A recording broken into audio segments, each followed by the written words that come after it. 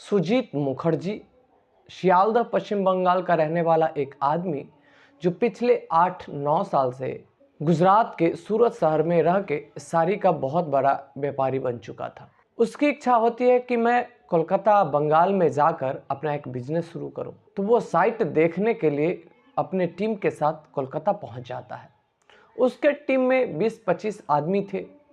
जो वो शोरूम खोलने वाला था साड़ी का, उसके लिए जगह देखनी थी। जिस जगह को चुना गया है, अपने पूरे टीम के साथ सुजीत वहाँ पहुँचता है। गर्मी का दिन था और उस समय दोपहरी हो चुके थे। तो सुजीत अपने मैनेजर से कहता है कि कुछ जूस वगैरह का इंतज़ाम कराओ। वहाँ से कुछ दूरी पर एक महिला गन्ने का जूस ठेले पर लगाकर बेचा करती थी। तो वो मैनेजर उस ठेला वाली को ही उस ग्राउंड में बुला लेता है। चूँकि वहाँ पे 20-25 आदमी थे तो 1-2 गिलास से तो काम चलने वाला नहीं था, इसीलिए उस ठेला वाली को उस ग्राउंड में ही, उस साइट पर ही बुला लिया जाता है। सारे लोग अपने अपने काम में व्यस्त थे और ठेला वाली से मैनेजर कह देता है कि गन्ना का जूस निकाल कर सब तक जूस पहुँचाओ। वो गन्ने वाली अपने काम में लग जाती है और जूस निकाल कर बारी बारी से सबको देने लगती है। इधर सुजीत अपने काम में व्यस्त था। जो इंजीनियर था उसको समझा रहा था और वो जो खेत का जो ब्रोकर होता है, दलाल होता है, वो भी। तो इन सारे से बैठकर उस सुजीत की चर्चा हो रही थी और इसी बीच में वो महिला एक गिलास लेकर सुजीत के पास जाती है और कहती है, लो साहब जूस पी लो। चूँकि सुजीत का जो फेस था अभी उल्टे साइड था, लेकिन वो जब आवाज़ सुनता है सुजीत तो एकदम चौंक जाता है, क्योंकि वो आवाज़ इससे पहले वो सुन चुका था। और जब वो चौंक कर एकदम पीछे घूमता है तो देखता है कि वो जो जूस लिए खड़ी महिला है वो कोई और नहीं है, उसकी तलाकशुदा पत्नी है, जिससे आज से 9-10 साल पहले तलाक हो गया था। उसको देखते ही सुजीत एकदम भौचक्का रह जाता है, क्योंकि उसके माइंड में वो सारी बातें चलने लगती, वो सारी बातें एक झटके में घूम जाती है कि कैसे इस महिला ने किसी दूसरे आदमी के चक्कर में मुझे छोड़ दिया, मुझसे तलाक ले लिया, मेरे ऊपर बहुत गंदे इल्ज़ाम लगवाए। दोस्तों, क्या होता है उसके बाद इस कहानी में और क्या है पूरी कहानी, क्या है पूरी सच्चाई, ये जानने के लिए आपको मेरे साथ वीडियो में बने रहना पड़ेगा। नमस्कार, प्रणाम। कहानी के इस एपिसोड में मैं सूरज राय आपका स्वागत करता हूं। अगर आप मेरे चैनल पर नए हैं तो प्लीज़ मेरे चैनल को सब्सक्राइब कर दें। दोस्तों, आप इस कहानी को वैसी महिला के साथ शेयर भी कर सकते हैं जिसके ऊपर अपने पति के अलावा किसी गैर मर्द का भूत सवार हो चुका हो, क्योंकि ये कहानी वैसी महिलाओं के आंखें खोल देगा। ये कहानी है पश्चिम बंगाल के सियालदह में रहने वाले एक सुजीत मुखर्जी की और डिम्पल की। सुजीत एक मध्य वर्गीय व्यवसायी का लड़का था। डिम्पल से कॉलेज के दौरान ही दोनों का प्यार हुआ था और वहीं से फिर ये बात शादी तक पहुंची और इन दोनों की शादी बड़े ही धूमधाम से कर दी गई। आपको पता होगा कि जो व्यवसायी लोग होते हैं उनके घर में नौकरी का क्रेज कम होता है और व्यवसाय का क्रेज ज़्यादा होता है, और उसी का असर सुजीत के ऊपर भी था। सुजीत भी व्यापार में ही आगे अपना कैरियर देखता था। सुजीत अपना अब बिजनेस शुरू करना चाहता था, इसीलिए वो सियालदह से दूर कोलकाता में अपना एक कपड़े का दुकान खोलने का विचार करता है और अपनी पत्नी को लेकर कोलकाता पहुंच जाता है। एक छोटा सा कपड़े का दुकान खोलता है, एक किराए का रूम लेता है जिसमें वो रहता है। सुजीत बहुत जी तोड़ मेहनत कर रहा था, क्योंकि उसके माइंड में सिर्फ एक ही बात थी कि मुझे इस दुकान को इतना बड़ा करना है कि इस इलाके के बड़े कपड़ा व्यापारियों में मेरा नाम शुमार हो जाए। और वैसे भी बड़ा आदमी बनने की किसकी इच्छा नहीं होती, मेहनत से बड़ा आदमी बना जा सकता है, तो इसमें कोई खराबी भी नहीं है। और यही काम सुजीत कर रहा था। वो प्रत्येक दिन 8 बजे अपने घर से लंच लेकर निकल जाता था दुकान के लिए और फिर रात्रि में 8-9 बजे घर पे आता था। उसकी जो पत्नी थी डिम्पल, वो भी उसका बहुत सहयोग दे रही थी। जब सुजीत चला जाता तो डिम्पल घर में अकेली रहती और फिर धीरे धीरे ऐसा हुआ जिसकी उम्मीद किसी को नहीं थी। डिम्पल की नज़र उस मकान मालिक के बेटे से मिल गई, टकरा गई और फिर उन दोनों में बातें आगे बढ़ गई। मकान मालिक का जो बेटा था डिम्पल के ऊपर डोरे डालने लगा और ये बात डिम्पल को भी अच्छा लगने लगी। और फिर अब डिम्पल के लिए क्या कहने, क्योंकि डिम्पल के कमरे में पति के जाने के बाद कोई होता नहीं था और जो ही पति चला जाता था अब डिम्पल उस मकान मालिक के बेटे को अपने घर में, अपने कमरे में बुलाने लगी। मकान मालिक का जो बेटा था डिम्पल को बड़े बड़े सपने दिखाने लगा, इतने बड़े बड़े सपने कि डिम्पल को लगता था कि मैं अपने पति के साथ इस सपने को पूरा कर ही नहीं सकती हूँ। और फिर धीरे धीरे डिम्पल के मन से अपने पति का प्रेम कम होता चला गया और उसके मन में मकान मालिक के बेटे का जगह बनता चला गया। अब डिम्पल अपने पति से बेरुखी से पेश आने लगी थी। पति जब उससे बात करने की कोशिश करता तो वो कोई न कोई बहाना बना देती। वो अपने पति के साथ ठीक से सोना भी नहीं चाहती थी और इस व्यवहार में अंतर को उसका जो पति सुजीत मुखर्जी था अच्छे से देख पा रहा था। पहले तो सुजीत को लगता था कि हो सकता है कि पैसे की कमी के कारण या कोई स्वास्थ्य गड़बड़ी हो, इसके कारण इसके मन में चिड़चिड़ापन है। लेकिन फिर एक दिन सुजीत रंगे हाथों अपनी पत्नी डिम्पल को मकान मालिक के लड़के के साथ देख लेता है और उसके बाद फिर शुरू होता है झगड़ा दोनों के बीच में। सुजीत बहुत ही समझदार था। वो सोचता है कि हो सकता है कि कहीं एकांत में रहने के कारण मेरी पत्नी बहक गई हो, तो वो फिर से अपनी पत्नी को एक मौका देना चाहता है और पत्नी को समझाता है, समझाने की कोशिश करता है। लेकिन अब पत्नी घायल नागिन की तरह हो गई थी। अब वो ये सोच रही थी कि जब मेरे पति को पता चल ही गया है तो अब इस रिश्ते को छुपाने से क्या फ़ायदा। और वो अपने पति से कहती है कि मैं आपके साथ तो खुश नहीं रह सकती, आप मुझे खुश नहीं रख सकते, मैं उसी लड़के के साथ रहना चाहती हूँ, मकान मालिक के लड़के के साथ। ये बात जब सुजीत सुनता है तो उसके पैर के नीचे की ज़मीन खिसक जाती है। वो बहुत मनाने की कोशिश करता है लेकिन डिम्पल के ऊपर सुजीत के बातों का कोई भी असर नहीं पड़ता। डिम्पल अपने जिद पर अड़ी हुई होती है कि नहीं, मुझे तो मकान मालिक के लड़के के साथ ही रहनी है। चूँकि डिम्पल प्रेग्नेंट थी और इसी बीच में वो एक बेटे को जन्म देती है। जब बेटे को जन्म देती है तो सुजीत उसकी बहुत ही केयर करता है, देखभाल करता है, अपनी पत्नी की भी और अपने बच्चे की भी।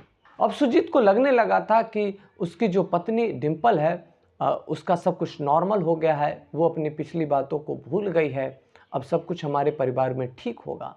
लेकिन डिम्पल कहाँ मानने वाली थी। जो ही बच्चा हुए 1 महीने हो जाते हैं कि डिम्पल का नाटक फिर से शुरू हो जाता है और डिम्पल तरह तरह की बातें सामने लेकर आने लगती है, तलाक का दबाव बनाने लगती है और पुलिस में जाकर कंप्लेंट कर देती है कि मेरा पति मुझे मारता है, पीटता है। महिला आयोग में इसकी शिकायत दे देती है और जिसके कारण सुजीत परेशान रहने लगता है। वो कोर्ट में जाकर तलाक की अर्जी दायर कर देती है। पति उसका पैर पकड़ लेता है, बहुत गिड़गिड़ाता है कि देखो इससे हमारी बहुत बदनामी होगी, हमारे परिवार की इज्जत का क्या होगा। लेकिन डिम्पल के ऊपर इस बातों का कोई असर नहीं पड़ता।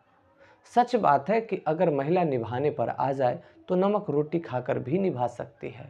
अगर उसके मन में बेईमानी आ जाए तो वो 5 स्टार होटल में जाकर भी खुश नहीं रह सकती।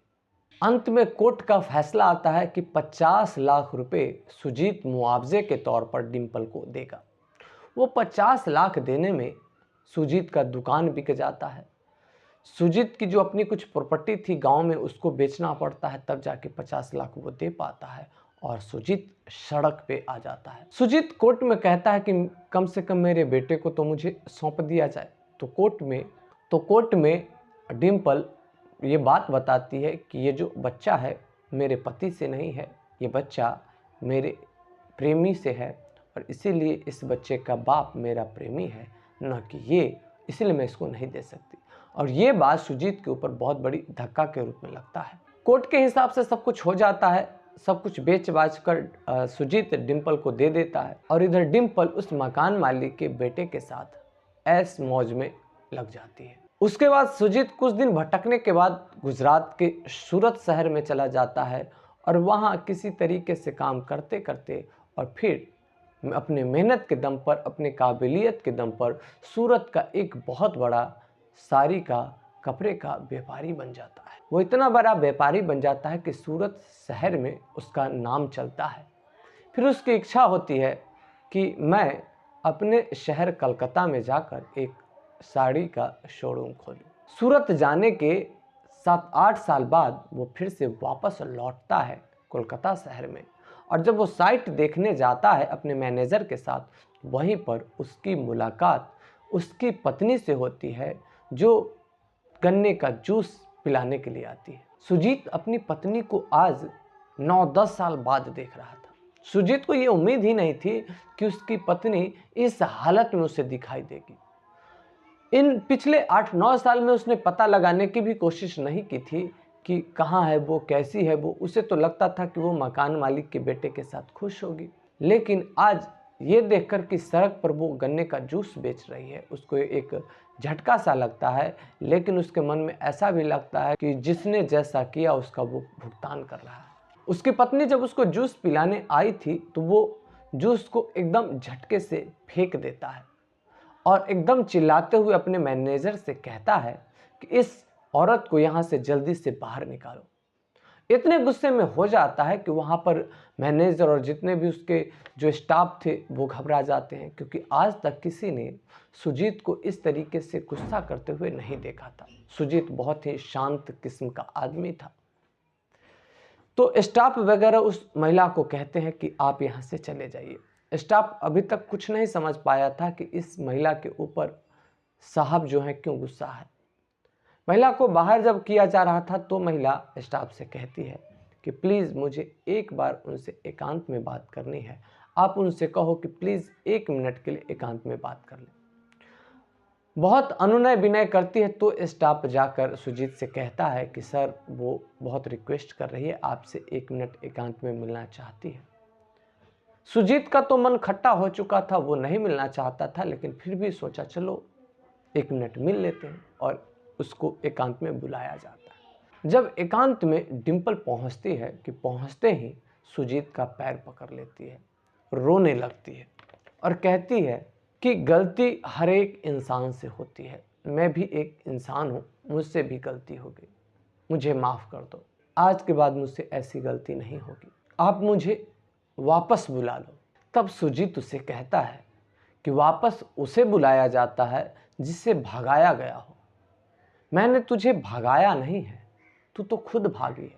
मैं तो तुम्हें रोकने की बहुत कोशिश किया, मैं तो तेरे पैर तक पकड़े हैं कि तुम मुझे छोड़कर मत जा। तुम्हें उम्मीद भी है कि तुम्हारे जाने के बाद हमारी क्या हालत हुई होगी। जो अपनी मर्जी से जाता है उसको वापस नहीं बुलाया जाता। तब डिम्पल कहती है कि मुझसे गलती हो गई, ये बात तो मैं कह ही रही हूँ। फिर सुजीत कहता है कि अगर तुमसे गलती होती तो मैं तुम्हें माफ़ कर देता, लेकिन जो तेरी आंखों में बेहयाई आ गई उसका मैं क्या करूं? जो तुम्हारे जीवन में बेशर्मी आ गई उसका मैं क्या करूं? जो बेवफाई आ गई उसका मैं क्या करूं? क्या मेरे प्रेम में कोई कमी रह गई थी जो तुमने मुझे धोखा दे दिया? मैं तुम्हें समय नहीं दे पा रहा था, लेकिन वो भी तो मैं तुम्हारे सपने के लिए, अपने सपने के लिए ही कर रहा था। अगर मैं सुबह दुकान पर चला जाता था और शाम लेट से आता था, वो भी तो इसीलिए कि मैं तुम्हारे हर एक ज़रूरत को पूरा कर सकूं। मैं भटक गई थी, मुझे फिर से अपने जीवन में शामिल कर लो। सुजीत कहता है कि भटक तो मैं भी सकता था, लेकिन मैं नहीं भटका, क्योंकि मेरी प्रेम की डोर तुमसे बंधी हुई थी। मैं कैसे भटक जाता? तू भटक गई क्योंकि तुम्हारे प्रेम की डोर कमज़ोर हो गई थी। मैं तुम्हें अपने जीवन में शामिल नहीं कर सकता। फिर डिम्पल कहती है कि क्या जो गलती करता है उसको जीने का अधिकार नहीं है? सुजीत कहता है ना, तुम्हें जीने से कौन रोक रहा है? इतना दिन से तो जिंदा ही हो, जी ही रही हो, मैंने कहाँ मना किया? तो डिम्पल कहती है कि क्या इस तरीके के जीवन को जीवन कहा जाता है, जहाँ पर ठीक से ये नहीं पता सुबह में अगर पेट भरा है तो रात में मेरा पेट भर पाएगा या नहीं। जो हमारा बेटा है वो भूखा सो जाता है, अभी उसका जो उम्र है पढ़ने का उम्र है और वो स्कूल नहीं जाता हो, जिसके शरीर पर, उस छोटे बच्चे के शरीर पर ठीक से कपड़ा नहीं है, तो क्या ये जीना जीना है? तो सुजीत कहता है कि इस जीवन को चुना भी तो तुमने अपने स्वेच्छा से है, मैंने ज़बरदस्ती तो नहीं कहा। और अगर तुम्हें लगता है कि तुमने गलती की है तो हर एक गलती की एक सज़ा होती है, और वो सज़ा ये है कि तुम मेरे जीवन में कभी भी वापस नहीं आ सकती हो। ये बात जब डिम्पल सुनती है तो उसके सारे उम्मीद पर पानी फिर जाती है, क्योंकि उसको उम्मीद थी कि सुजीत अगर मुझे मिलेगा, जब मैं उसके सामने अपना दर्द बताऊंगी तो वो पिघल जाएगा और फिर से मुझे अपने जीवन में वापस बुला लेगा। लेकिन इस बार सुजीत बहुत बदल चुका था। लेकिन अब डिम्पल के पास एक आखिरी हथियार था, और डिम्पल सुजीत से कहती है कि तुम मुझे अपने साथ नहीं रख सकते हो तो मत रखो, लेकिन हमारा एक बेटा है जिसको तुम अपने साथ रखना चाहते थे। असल में वो तुम्हारा ही बेटा है, लेकिन मैं तुम्हें परेशान करने के चक्कर में कोर्ट में झूठ बोली कि ये तुम्हारा नहीं है, मेरे प्रेमी का है, लेकिन सच में ये तुम्हारा ही बेटा है। तो तुम मुझे अपने साथ नहीं रख सकते, कोई बात नहीं, लेकिन अपने बेटे को तो अपने साथ रख लो। ये बात जब सुजीत सुनता है तो डिम्पल से कहता है कि मुझे पता था कि वो मेरा ही बेटा है, और मुझे उस बेटे को स्वीकार करने में कोई भी आपत्ति नहीं है। मुझे मेरा बेटा वापस दे दो तो मैं उसे खुशी खुशी स्वीकार कर लूँगा। उसके बाद कोर्ट में एक छोटी सी अर्जी डाली जाती है, और फिर कोर्ट के माध्यम से ही सुजीत अपने बेटे को डिम्पल से वापस ले लेता है, और डिम्पल खुशी खुशी अपने बेटे को सुजीत को सौंपती है। डिम्पल को उम्मीद थी कि जब अपने बेटे को सुजीत पा जाएगा तो उसके बाद वो मुझे भी अपना लेगा। अपने बेटे का हाथ सुजीत के हाथों में सौंपते हुए डिम्पल बोलती है कि क्या सच में तुम मुझे अपने जीवन में शामिल नहीं कर सकते? क्या तुम्हें मेरे इस हालात पे तरस नहीं आता? तब सुजीत उससे कहता है कि तरस आता है, बहुत ज़्यादा तरस आता है। भले ही तुमने मुझसे बेवफाई की, लेकिन मैं तुमसे आज भी प्रेम करता हूँ। लेकिन अगर मैं तुम्हें अपने साथ रख लूँगा तो इस पूरे पुरुष समाज के ऊपर मैं एक अत्याचार कर दूँगा, क्योंकि जो महिलाओं को अधिकार मिला हुआ है उसका गलत फ़ायदा उठाकर तुमने मेरे ऊपर अत्याचार जुल्म किए हैं। अगर मैंने तुम्हें माफ़ कर दिया तो सारी महिलाएं ऐसा ही करना शुरू कर देगी, और इस समाज में एक नई चलन शुरू हो जाएगा, और उसका जिम्मेवार मैं हो जाऊंगा। इसलिए मैं तुम्हें माफ़ नहीं कर सकता, मैं तुम्हें अपने साथ नहीं रख सकता, लेकिन हाँ, मैं तुम्हें हर महीने कुछ कुछ पैसे भेजता रहूँगा, जिससे कि तुम अपना जीवन यापन ठीक से कर सको।